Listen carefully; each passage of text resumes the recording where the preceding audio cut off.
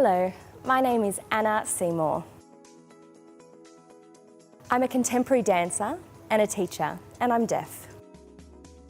I have some tips for dance schools to make sure that your school is welcoming and inclusive for deaf students.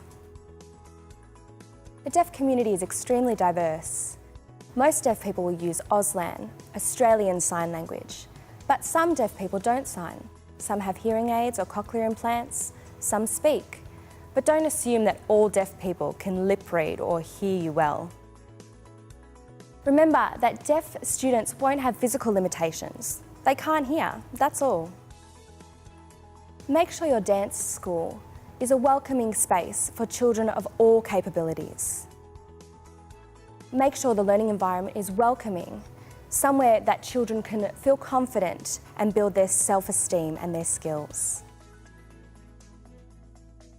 If a deaf child enrolls in your school, it's a good idea to meet with them and their parents or their carers before the first class.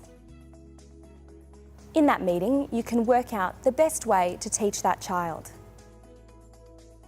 Remember, deaf kids deserve to be there, deserve to be included, and deserve to have fun in a dance class. Wooden floors are excellent. Powerful speakers like subwoofers, plenty of mirrors, all these things will be excellent tools for deaf students. It will allow them to feel the music through the vibrations on the wooden floors. Mirrors are excellent ways to have access to more visual information. If the teacher is looking away from the class, for example, the deaf child can still see the teacher's face in the mirror. If you have a whiteboard or butcher's paper, plenty of paper ready to take notes or write down what you'll be learning, that's an excellent idea as well.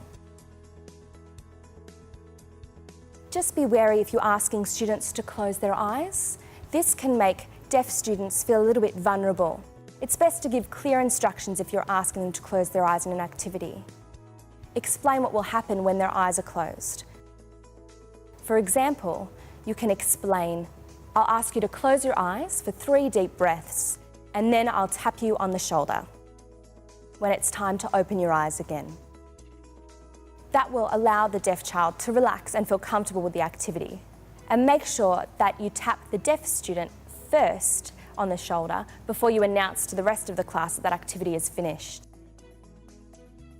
If you need to get a deaf student's attention, you can wave, you can tap them on the shoulder, you can stamp your foot on the floor, or you can flash the lights on and off. Remember, every child has the right to be involved in all aspects of life, including dance. Just because a child is deaf doesn't mean they can't dance.